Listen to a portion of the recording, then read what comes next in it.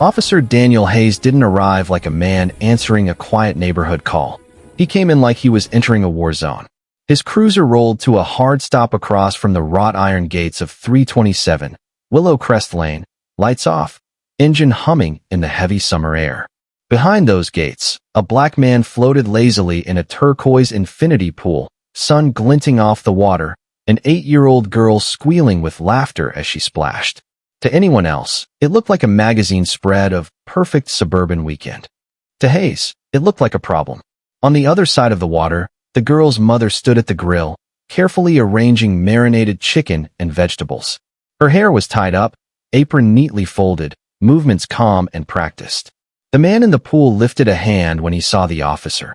Just a polite wave, the kind a good neighbor gives when a patrol car rolls by. He had no idea his life was about to be flipped upside down on his own property. This was his home, his sanctuary. His name was Marcus Ellison, a self-made tech billionaire who had quietly bought the 4-acre estate 3 years earlier. No mortgage, no loans, wired in one clean transfer. He had grown up in a cramped apartment with parents who skipped meals so he could eat, studied under streetlights when electricity got cut, walked to the library instead of hanging on the corner. MIT scholarship. First startup in a tiny rental with mismatched furniture. One acquisition, then another. By 40, his net worth crossed 8 figures. By 45, he was the kind of rich most people only read about. Except he refused the flashy cars, refused reality shows, refused to turn his life into content. To the neighbors, he was the quiet black guy at the big house, who waved at their kids' lemonade stands and donated anonymously to school fundraisers. No one knew his exact numbers, and he preferred it that way. Right now, though, none of that mattered. What mattered was one call that had come into dispatch 15 minutes earlier. Yeah, hi. I'd like to report a suspicious person at the Willow Crest estate, the big one at the curve. There's a black man in the backyard, in the pool. He definitely doesn't live there. I know all my neighbors. He's probably scoping the place out. The dispatcher followed protocol, asked for a name. The line went dead. Anonymous. No threats. No weapons mentioned. Nothing about yelling, breaking in, or danger. By the book, it was the kind of call that should have been logged, checked, maybe driven by slowly. Instead, Hayes grabbed it like a lion spotting prey. Now he stood at the gate, one hand resting near his holster, jaw clenched. He slammed the call button once, twice, 3 times. The chime echoed through the intercom, cutting through the peaceful sound of splashing and clinking plates. Marcus turned toward the gate, blinking from the brightness, then walked up the wide stone steps out of the pool. Water streamed off his dark skin, down his navy swim shorts, forming little rivers across the heated tiles. Afternoon, officer, Marcus called, breathing easy, not a hint of offense in his voice. Everything all right? Hayes' reply came out hard, clipped, and already laced with suspicion. Step out of the pool area. Now, hands where I can see them. The shift in tone made Marcus' smile falter. His wife, Naomi, looked up from the grill, frowning. Their daughter, Ava, stopped mid-splash, clutching a purple pool noodle a little tighter. This didn't sound like the friendly community policing they'd been promised when they moved here. I'm already out of the pool, Marcus said lightly, lifting his hands instinctively. This is my home. Is there a problem? Don't argue. Hayes snapped, stepping closer to the gate, scanning Marcus like he was a threat instead of a man in wet swimwear on his own stone deck. Turn around. Place your hands behind your back. Naomi's dish towel dropped onto the grill with a soft thud. Excuse me, she called, taking a step toward them. Officer, what are you doing? This is our property. Ma'am, step back. Hayes barked without even looking at her. You're interfering with an investigation. Something inside Marcus twisted. He had given lectures on bias and systemic inequality. He had funded scholarships in neighborhoods that looked like the one he grew up in. He had even sat on panels where chiefs of police promised change. He knew this feeling. That sudden invisible shift, from person to problem, from neighbor to suspect, from human being to threat profile. Officer, Marcus tried again, voice calm, measured, the way he always spoke in boardrooms when emotions ran hot. At least tell me what I'm being accused of. Hayes' reply was to punch in the temporary gate code the HOA had given law enforcement for emergencies. The gate buzzed, swung open, and the officer marched straight inside like the place already belonged to him. He didn't ask permission. He didn't ask a single clarifying question.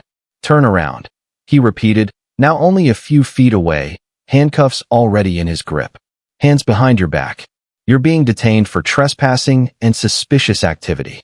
Trespassing? Marcus almost laughed at the absurdity. "Sir, I bought this house. My name is on the deed. My ID is inside." Ava's small voice cracked through the heat. "Daddy," she whispered, climbing out of the pool, water dripping down her little legs. Her eyes darted from her father's raised hands to the metal shining in the officer's grip. Naomi moved faster, putting herself between her daughter and Hayes. "Officer, you need to slow down. If you want ID, I'll get it. There's absolutely no reason to put him in handcuffs in front of our child." Hayes looked at her for the first time, but there was no softness there, only irritation and a dangerous hint of delight. "Ma'am, if you don't step back right now, you'll be detained too." Last warning. Neighbors had started to gather along their fences and bedroom windows, phones already up, tiny cameras pointed at the scene. The quiet street, with its BMWs and flower beds and American flags, suddenly felt like an arena. Marcus could feel their eyes, feel the judgment, feel that familiar, suffocating question hanging in the air. What did he do? He made a choice. Not out of fear, but out of calculation. He'd gotten this far in life by picking his battles. You don't win every war in the first minute. "Naomi," he said quietly, without looking back, "take Ava inside." She hesitated, jaw tight, hands shaking. "Marcus, please," he whispered. "For her." Naomi swallowed her anger and gathered Ava close. The little girl's fingers clutched at her mother's arm, her eyes locked on her father's face. "Daddy," she called again, voice trembling. "It's okay, princess," Marcus said, even as his heart hammered. "Daddy's fine. Just go inside for a minute, okay? I'll be right there." The lie tasted bitter, but he told it anyway, because right now his daughter needed reassurance more than he needed to be right. Hayes stepped behind him and snapped the metal cuffs around Marcus' wrists. Too tight. Deliberately tight. The cold bite sent a jolt through his hands and up his forearms. He exhaled slowly, pressing his lips together, refusing to give this stranger the satisfaction of a flinch. Then Hayes shoved him forward.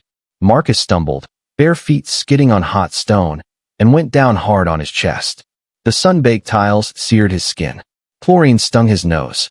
The world narrowed to the smell of heated stone and the sound of his own breath. "Officer, that's unnecessary," Naomi cried from the doorway. Hayes pressed a knee into the small of Marcus' back, grinding him into the concrete. "We got a call about a stranger on this property," he said loudly, projecting for the cameras now. "Until I confirm identity, he's a suspect. That's how it works."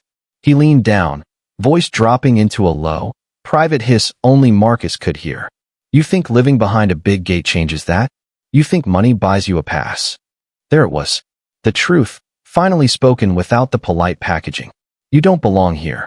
Not in this neighborhood. Not in this skin. Not in this position of power." Around them, phones kept recording. Comments were already flying across social media, hashtags already forming in strangers' minds. The internet would meet Marcus Ellison as the black man handcuffed at his own pool long before anyone learned the word billionaire. Pinned to the ground, cheeks scraping stone, Marcus felt anger rise hot and sharp in his chest. He thought of his parents' sacrifices, of every late night, every investor who made him prove himself twice over, every time someone assumed he was the assistant instead of the CEO. All of it, crushed beneath one man's ego and prejudice on a sunny afternoon. And still, he refused to explode. Rage would serve Hayes' story, not his own. Marcus had built empires by staying calm when others panicked. He would do the same now. "Officer," he said quietly, firmly, "I want to make one phone call." Hayes chuckled, a short, disbelieving sound. "You're not under arrest. You don't get demands. You'll do what I say until I'm done." Marcus turned his head just enough to catch Naomi's eyes across the patio. She stood frozen, phone in her hand, Ava clinging to her leg. The fear in their faces settled something deep inside him. This wasn't just about pride anymore. It was about protection, about drawing a line in stone. "Then you're about to have a much bigger problem than a suspicious person, officer," Marcus replied, voice still steady. "Because the person I'm calling signs off on your department's budget." For the first time since he arrived, Hayes hesitated. Just a flicker, but Marcus felt it. A crack in the armor. A tiny shift in control. He didn't know it yet, but that single phone call, made from a man lying, shirtless on burning concrete, would reach boardrooms, city hall, and federal offices. It would drag secrets into daylight, tear badges off uniforms, and end careers that should have ended long ago. Right now, though, the world only saw a black man in handcuffs by his own pool. Officer Hayes hadn't expected hesitation to creep into his chest, but Marcus Ellison's calm threat lingered in the air like a crack of thunder before the storm. A man pinned to burning concrete, hands cuffed behind him, shouldn't have sounded that certain. Shouldn't have spoken with the confidence of someone who knew exactly which strings to pull. Hayes straightened, knee still pressed firmly on Marcus' back, but his breathing wasn't quite as steady anymore. Behind him, neighbors whispered from their porches. Phones stayed lifted like a forest of judgment, capturing every second. The once silent street now buzzed with that electrifying tension, a live audience waiting for the next explosive moment. Naomi stood frozen near the glass door, her grip tight around her daughter. Ava's small voice broke through the heat again. Is Daddy in trouble? The question shot through Marcus like a blade. He kept his face still against the scorching stone and spoke softly, so only his family could hear. No, baby. Daddy's okay. But he wasn't okay. The cuffs cut deeper, pinching nerve and skin. Sweat dripped into his eyes. And the weight of Hayes, both physical and symbolic, pressed on more than his spine. It pressed on history, on memory, on every moment he had spent proving he belonged. Hayes finally stood up, grabbing Marcus by the arm and hauling him partially upright. You want to make a call? The officer muttered, glancing around at all the cameras. Fine. One call. But it better be quick. He said it like a gift. Like mercy. But Marcus knew the truth. This wasn't mercy. This was fear dressed as authority. Naomi rushed forward, phone already unlocked, her hands trembling. She knelt beside Marcus, lifting the device to his ear. Her voice shook as she whispered, Who do you want? Contact list, Marcus murmured. Scroll to the name Rivers. Hayes stiffened.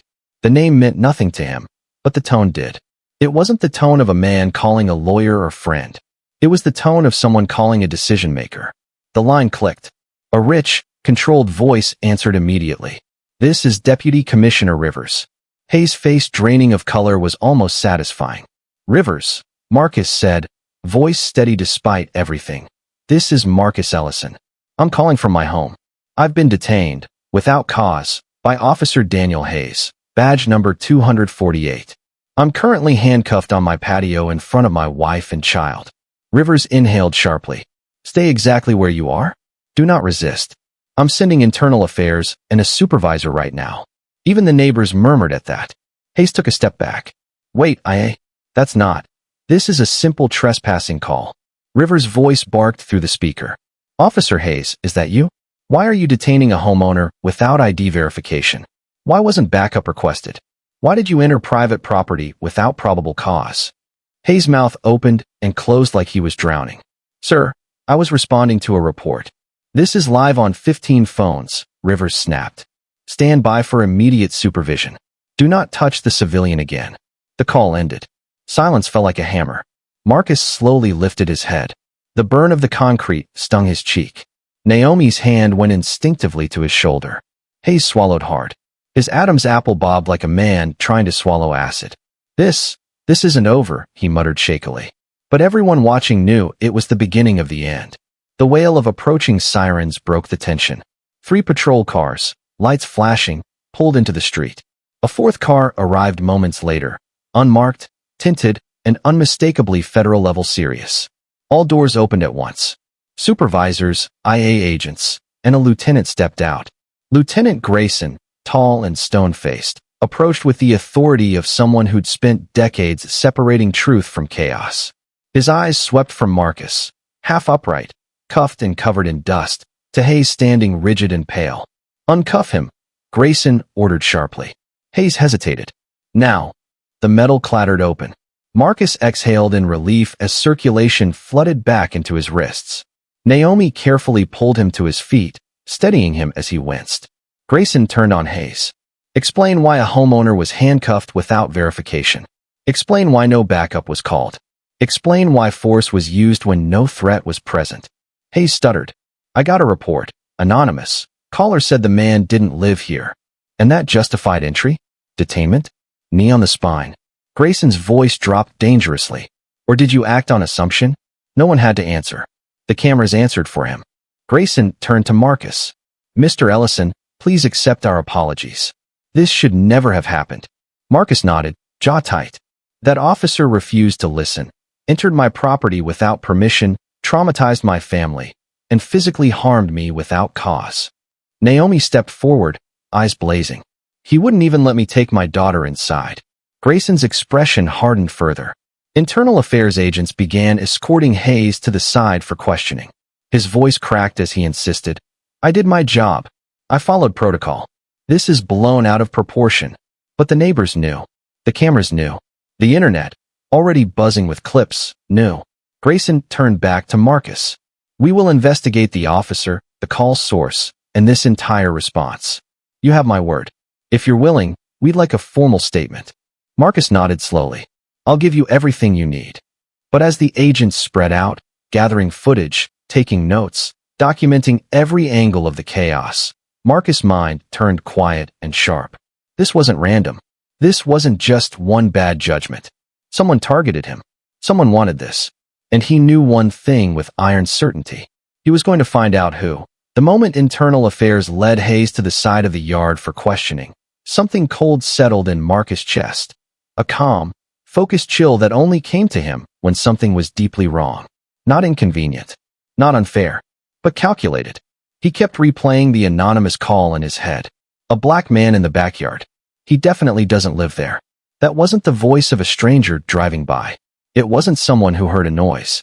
It wasn't even someone who mistook him for a guest. It was someone who knew he lived there, or knew enough to pretend they didn't. Someone with intention. Naomi stood beside him, rubbing his wrist gently where the cuffs had left angry red marks. He didn't flinch from the pain, but her touch, her trembling breath, told him everything he needed to know. This wasn't going to disappear by morning. Ava would remember the sound of her father being forced down. Naomi would remember watching a man with a badge threaten her family. And Marcus would remember the officer's whisper, quiet, venomous, intentional. You think money buys you a pass? It echoed like a drumbeat. Lieutenant Grayson returned after a moment, taking Marcus aside while IA continued questioning Hayes. Mr. Ellison, we'd like to gather a formal statement. We'll provide everything in writing, of course. I'll cooperate, Marcus replied. But before we start, I want one thing clarified. Anything, Grayson said. The call, Marcus said. The person who made it. I want the identity. Grayson paused, subtle, but present. We're already pulling the logs. It will take some time. I can wait, Marcus replied, but his voice carried an edge that didn't match the words. And if the call was anonymous, I want to know what number it came from. Grayson nodded, sensing the deeper layers. Understood. Naomi touched Marcus' arm again, voice low. Babe, do you think someone did this on purpose? He didn't answer. He didn't need to. Because across the street, behind a curtain on the second floor of the nearest house, a shadow moved. A shape retreating quickly, as if realizing they had been seen. And Marcus' eyes locked onto the window instantly. The curtain fell back into place. Not a curious neighbor. Not someone filming. Someone hiding. Someone watching the fallout from the chaos they started. But IA pulled Marcus' attention back before he could investigate further. Mr. Ellison, the investigator said. We're ready when you are. Marcus took one last look at the window, then followed IA to the outdoor table. Naomi and Ava sat on the patio steps. The little girl leaned against her mother, thumb tucked near her mouth, still shaken. Every few seconds, she peeked at her father as if checking he was still there. Marcus breathed deep and began recounting the events. The officer's tone, the unnecessary aggression, the refusal to listen, the threat to his wife, the humiliation in front of his daughter. He told the truth calmly, but every word carried weight. The IA agent scribbled notes so fast his pen tapped the paper like rain. And the officer placed his knee where exactly? The agent asked. On the center of my back, Marcus said. Direct pressure. Unnecessary. Did he warn you before detaining you? No. Did he ask for ID before handcuffing you? No. Did he explain your rights or reason for detainment? No. Each answer made the agent's jaw tighten. By the time they finished, Hayes was being escorted, pale, sweating, toward a waiting cruiser. He wasn't under arrest. Not yet. But the walk looked nothing like authority. It looked like downfall. Neighbors filmed silently, the tension shifting from fear to outrage. Whispers floated across the hedges. He lives there. Everyone knows he lives there. That officer is in real trouble. Someone needs to sue them. But instead of anger, Marcus felt something else burning low and steady. Purpose. As Hayes was guided into the car, he spat one last desperate line. This is a mistake. I had reasonable suspicion. He resisted. Everyone knew it was a lie. The cruiser door slammed. Silence followed. Marcus exhaled slowly. But before he could step away, the IA agent returned. Mr. Ellison, we just traced the number from the call. He hesitated. It came from inside the neighborhood. That wasn't surprising. But the agent's next words sliced clean through the air. It was placed from a property 2 houses down. Registered to a James Whitlock. Naomi froze. James? The one who complained about our backyard lights last month. Marcus remembered him. Smug smile. Forced politeness. Always watching too closely. But this wasn't about lights. This was something uglier. Marcus' jaw clenched. I want that documented. It will be, the agent replied. Internal Affairs will question him as well. The moment the agent walked away, Marcus turned to Naomi. He wasn't just being a difficult neighbor, Marcus murmured. He wanted this. He set it in motion. Naomi exhaled shakily. Why? What did we ever do to him? Marcus looked back at the window where the shadow had disappeared. I don't know, he said softly. But I'm going to find out. Because this wasn't random. It wasn't misunderstanding. It was targeted. And something told him. The man who called the cops wasn't working alone. Before Marcus even stepped back into his home, he felt the neighborhood shift around him. The perfect manicured lawns, the trimmed hedges, the quiet houses with their neat shutters. None of it felt neutral anymore. Everything felt like eyes. Watching, judging, waiting. Naomi guided Ava inside, whispering soothing words, but Marcus stayed outside for a moment longer.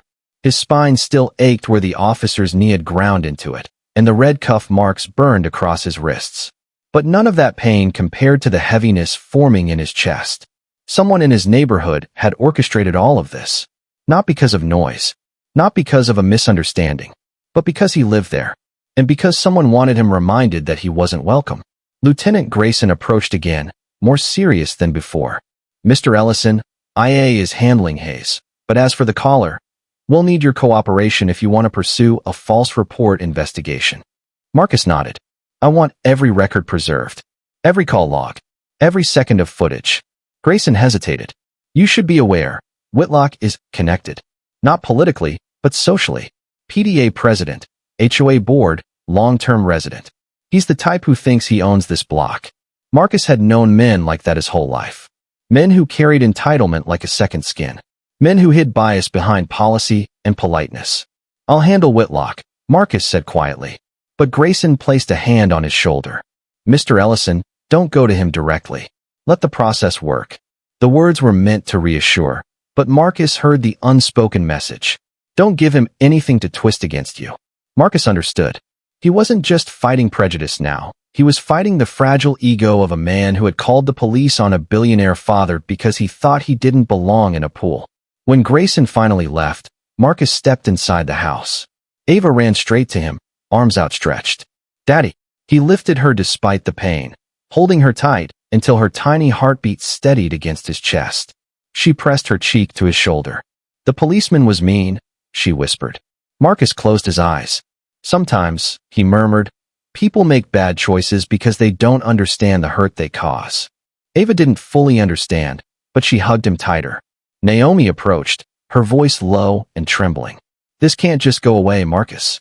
He humiliated you in front of your daughter. He threatened me. He acted like we were criminals. Marcus nodded. I know. And that's why this doesn't end today. Naomi's gaze sharpened. You're planning something. He didn't deny it. But before he could answer, his phone buzzed. Unknown number. Marcus hesitated, then answered.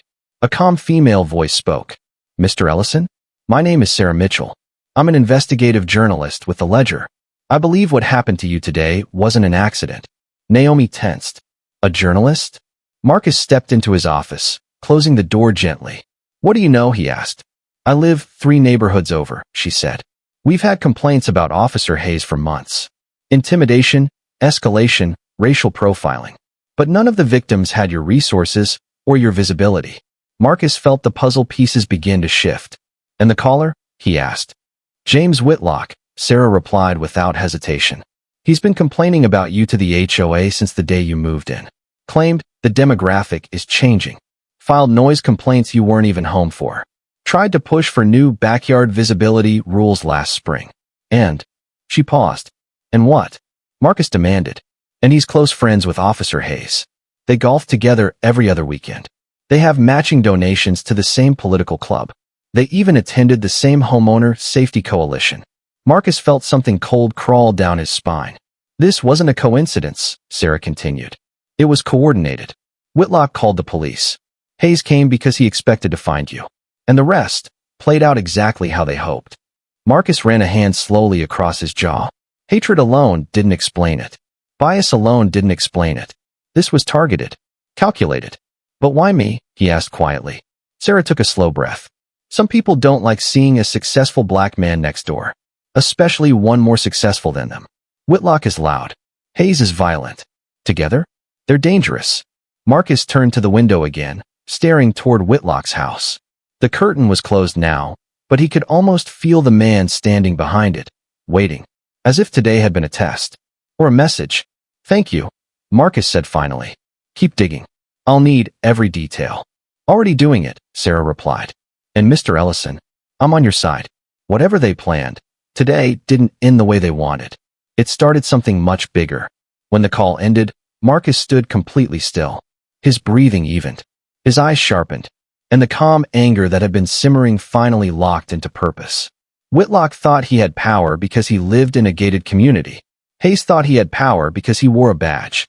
But neither of them understood what it meant to provoke a man who built an empire from absolutely nothing. Marcus wasn't going to shout. He wasn't going to threaten. He wasn't going to lose his composure. He was going to expose them. Carefully. Precisely. Completely. When he stepped back into the living room, Naomi studied his face. What now? She whispered. Marcus' voice came out firm, steady, and colder than she'd ever heard it. Now, he said, they learned the difference between a neighbor and a target. The night settled over Willow Crest like a heavy curtain, but Marcus Ellison didn't rest. He sat alone in his office, screens glowing across the dark mahogany desk, documents open, emails flagged, and Sarah Mitchell's voice still echoing in his mind. Whitlock and Hayes weren't 2 random men making 2 random bad choices. They were connected, coordinated, comfortable. Comfortable enough to believe they could strip a man of dignity on his own stone patio without consequences. Marcus leaned back in his chair, fingers steepled beneath his chin. He had built companies by recognizing patterns faster than his competitors. He had survived the tech world by seeing the cracks before anyone else noticed the foundation shifting. And everything Sarah had uncovered pointed to something deeper than neighborhood racism. Something organized. At 11:14 p.m., his phone buzzed again. Sarah, I found something, she said without greeting. And you need to sit down. I'm already sitting. I dug deeper into HOA records, she said, shuffling papers. Turns out Whitlock isn't just a board member. He runs all the security recommendations for the community. Noise complaint policies, gate access lists, neighborhood watch rules. And guess who helped him draft them? Hayes, Marcus said quietly. Exactly, she continued, voice tightening. There's more. Whitlock lodged 9 complaints against your property in the last 18 months. Noise, traffic, frequent visitors, even a complaint about your daughter's birthday party decorations. Marcus froze. Ava's birthday. Balloons. Pink banners. A tiny bounce house in the backyard. Whitlock had turned that into a problem. And get this, Sarah added. He emailed the HOA saying your family was changing the character of the neighborhood. That's coded language, Marcus. Very coded. Marcus felt heat rise beneath his collar. Not loud, not explosive, quiet, controlled, dangerous. Thank you, he said. Send me everything. I already did. And Marcus? Whitlock's not just biased. He's strategic. He's been laying the groundwork for a long time. Marcus ended the call, staring down at the stack of documents. Slowly, deliberately, he spread them across the desk. Complaint after complaint. Filed by Whitlock. Ignored by the HOA. Escalated by Hayes. Every one of them designed to build a false narrative about Marcus. A narrative Hayes had acted on today. At 12:06 a.m., the security intercom buzzed softly. Marcus' private security team had doubled after the incident, as he requested. And now a guard's voice spoke through the panel. Sir, there's movement by the tree line near the north fence. Human-sized.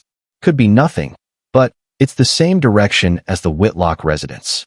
Marcus stood instantly. Monitor only, he instructed. Do not confront unless they breach. He stepped to the window, parting the curtain. A silhouette moved between the hedges, just barely visible under the moonlight. Not walking. Watching. Marcus snapped a photo and forwarded it to Sarah. 5 seconds later, she replied. That's Whitlock's build. Marcus' jaw tightened. This wasn't fear. Whitlock wasn't checking his property line for safety.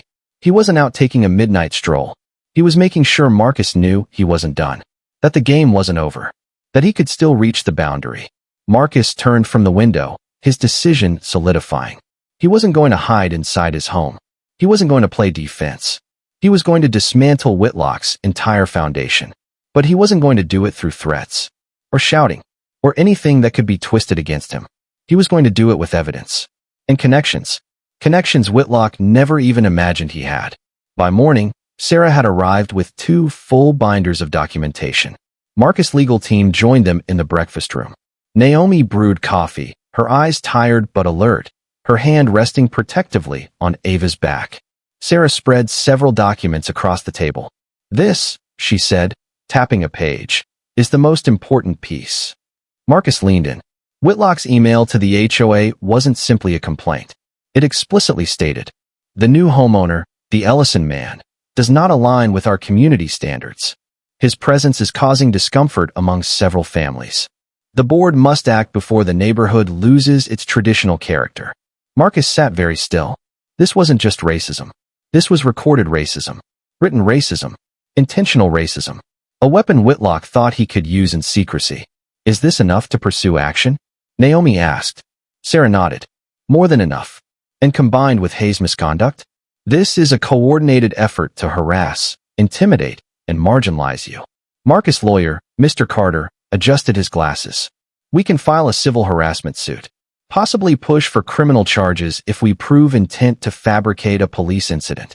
Marcus didn't blink. Do it, Carter nodded, pulling out additional forms. And that's not all, Sarah said. I found expenses in Whitlock's HOA fund reports that don't add up. Marcus tilted his head. Embezzlement. Likely, she said. At least $20,000 in miscellaneous neighborhood management fees routed through a shell landscaping company. The company doesn't exist. Naomi exhaled slowly. So he's been stealing from the community too? Sarah nodded. For years. Marcus leaned back, a slow breath escaping his lips. Hayes had the badge. Whitlock had the neighborhood. But Marcus had something neither of them had. The truth. And the resources to weaponize it. Here's what we do, Marcus said, voice level. First, we expose Whitlock's harassment and pattern of targeting my family. His lawyer nodded, writing. Second, Marcus continued. We present his embezzlement to the district attorney.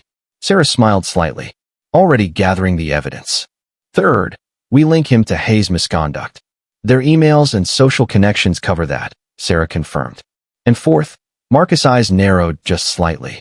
He picked up Whitlock's printed email, the one dripping with veiled hatred, and held it between his fingertips. We show the entire neighborhood who he really is.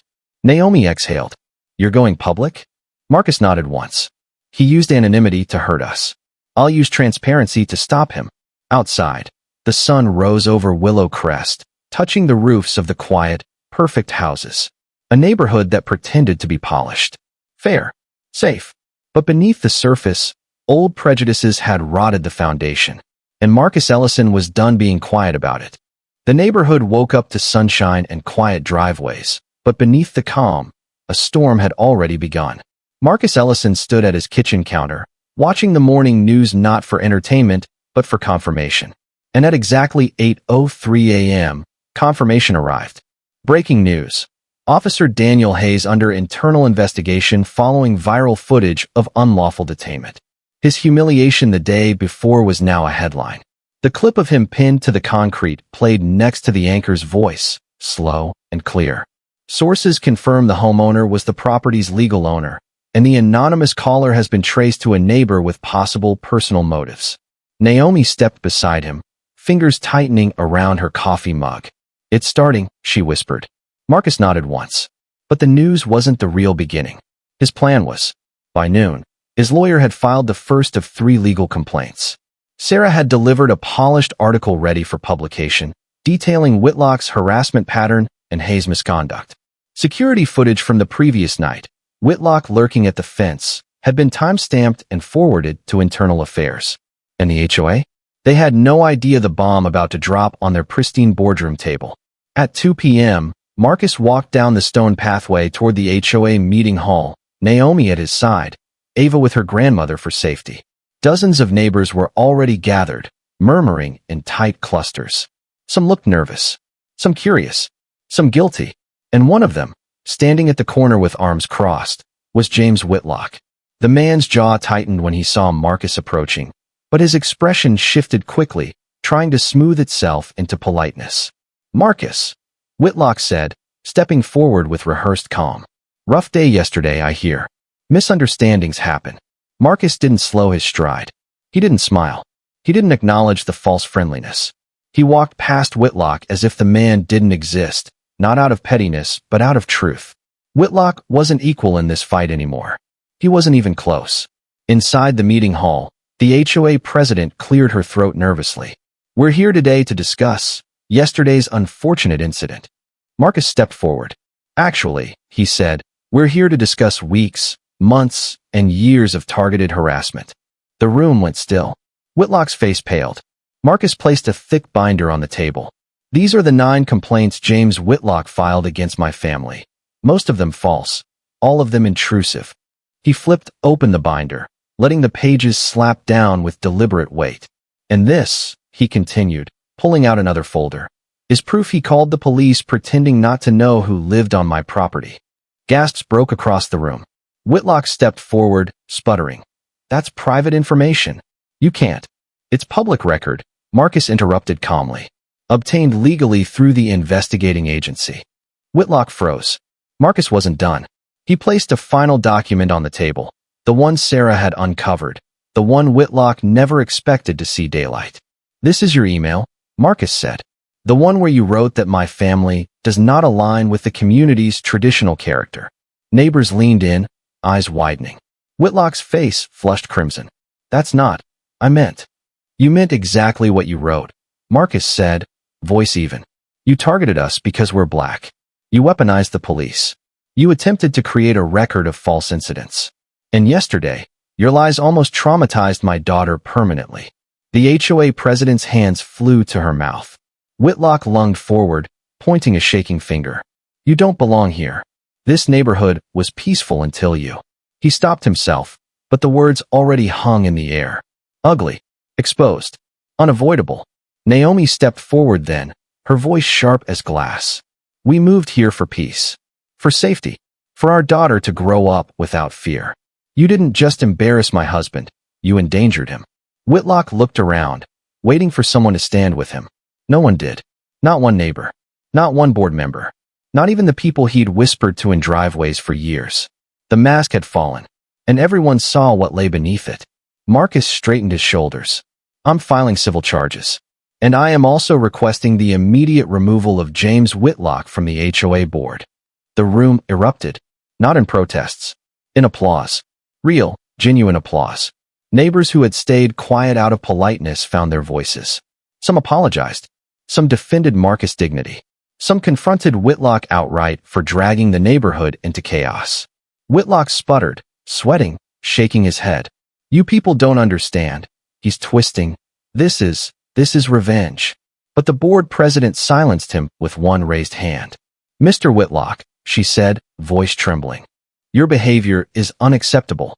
Effective immediately, you are removed from your position." Whitlock's eyes went wide. "You can't." "We can," she interrupted. "And we will." As security escorted him out, his voice cracked into something desperate and furious, but the door shut behind him before his words reached anyone's ears. Silence settled over the room. Then Marcus spoke, softer now. This isn't about revenge. This is about protection. My daughter deserves to live without fear. My wife deserves respect. And everyone in this community deserves leadership that doesn't weaponize hate. The board nodded. The neighbors nodded. And for the first time since moving there, Marcus felt something shift. He wasn't the outsider anymore. He was the catalyst. Later that evening, as the sun dipped behind the houses and cast long shadows across the street, Marcus returned home. Ava ran out to greet him, her laughter light, healed, unburdened. Naomi wrapped her arms around him, letting her forehead rest against his chest. "You did it," she whispered. Marcus exhaled. "We did." He looked across the yard toward Whitlock's darkened house. That chapter was closing. And soon, Hayes would too. Because as Marcus stepped inside, his phone buzzed again. Internal Affairs. "Mr. Ellison," the agent said, "we wanted to inform you. Officer Hayes is being terminated pending criminal charges. Multiple complaints have emerged after your video went public." Marcus closed his eyes. Justice wasn't loud. Justice wasn't violent. Justice was steady, relentless, inevitable. "Thank you," he said quietly. When he hung up, Naomi touched his arm. "What now?" Marcus smiled faintly. "Now," he said, "we live." And with that simple sentence, the storm finally passed. The Ellison family stepped into the warm glow of their home, not as victims, not as outsiders, but as a family that had stood its ground and changed everything around them. The neighborhood felt different now. Safer, fairer, better. Because sometimes justice doesn't shout. Sometimes it simply refuses to be silent.